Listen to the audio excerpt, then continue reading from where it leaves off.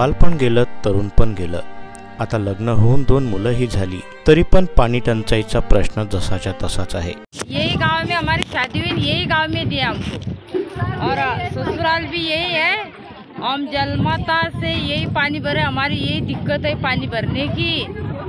और बचपन से हमारा ये 2 गुण 3 गुण सिर पे लेना और यहाँ से वो 2 किलोमीटर जाना, 5 किलोमीटर जाना, ये हमारे चालू है। हमारे पेट के लिए भैया क्या करना, हमारे को भरना पड़ता। हमारी कोई मदद नहीं करे पानी के लिए।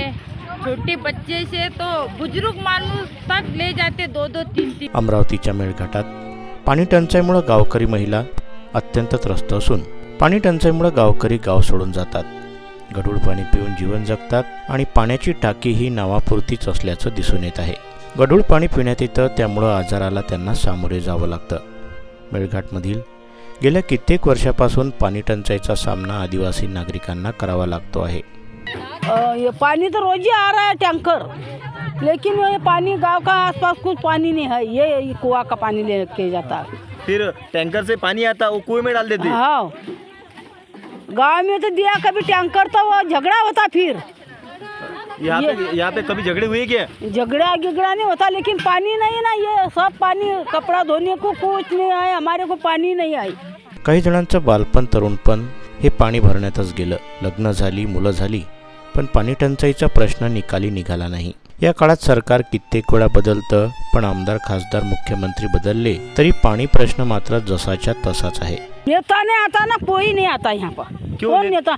गांव में तो सब आदमी नहीं, तो वो आदमी को तो क्या करना पड़ता? आदमी लाता क्या पानी? औरत उनको लाना ही पड़ता।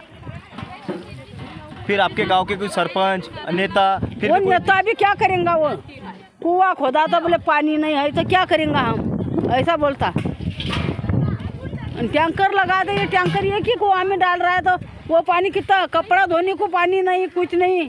गावातील गावकरी गढूळ पाणी पितात, त्यामुळे त्यांना आजारांना सामोरे जावं लागतं। गावात पाण्याची टाकी आहे, मात्र पाण्याची टाकी फक्त नावापुरती बनवून ठेवली आहे, ज्याच्यामध्ये एक थेंब सुद्धा पाणी नाही। गावाच्या बाहेर 3 किलोमीटर अंतरावर एक विहीर आहे, तिथून सर्व गावकरी पाणी भरतात। काही डोंगराच्या दरीखोऱ्यातील गढूळ पाणी भरतात। पाण्यासाठी 2 ते 5 किलोमीटरची पायपीट करावी लागते। गावकऱ्यांना आपली रोजंदारी पाडून पाणी भरण्यासाठी दिवस घालवावा लागतो। घरातील सर्व व्यक्ती पाणी भरण्यासाठी दिवसभर वेळ देतात। आता तर पाण्याची पातळी कमी झाली असून पाणी कुठून आणायचं असा प्रश्न निर्माण झाला आहे, कारण जिल्हा परिषद पाणी पुरवठा करतात, तर एका गावाला 8 टँकरची गरज असते, त्या ठिकाणी मात्र फक्त 4 टँकरचा पुरवठा होतो। याला मुख्य कारण म्हणजे इथले रस्ते। काही ठिकाणी रस्ते नसल्यामुळे पाण्याचा टँकर वेळेवर पोहोचत नाही, त्यामुळे 8 टँकर ऐवजी 4च टँकर दिवसाला पुरवले जातात। रोज 4 टैंकर डाल रहे हैं हम इसमें, 2 ट्रैक्टर से। कितने लोग पानी भरते? पानी भरते 1000-1500 लोग बाया। कितने दिन में कितने बार डालते हो? दिन में 1 ट्रैक्टर 2 बार। 1 ट्रैक्टर 2 बार? हाँ। दिन भर में 8 टैंकर इसमें खाली होते? 4 टैंकर। हाँ, अपने 2, वो दूसरे ट्रैक्टर के 2। कितने बजे सवेरे आते हैं लोग यहाँ पे? सवेरे आते हैं यहाँ पर लोग 6:30 बजे से चालू हो जाते। और शाम में?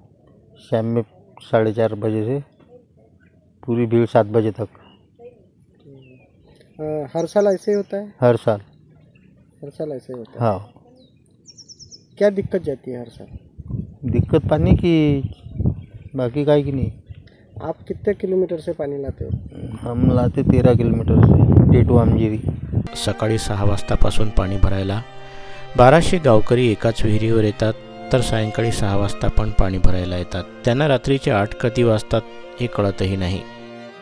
अशातच काही गावकरी घर दूर असल्यानं आपल्या बैलगाडीवर पाणी घेऊन जाताना दिसतात। अशा या निसर्गमय मेळघाटात पाणी टंचाई आजची नसून गेल्या कित्येक दशकापासून हे सुरू आहे।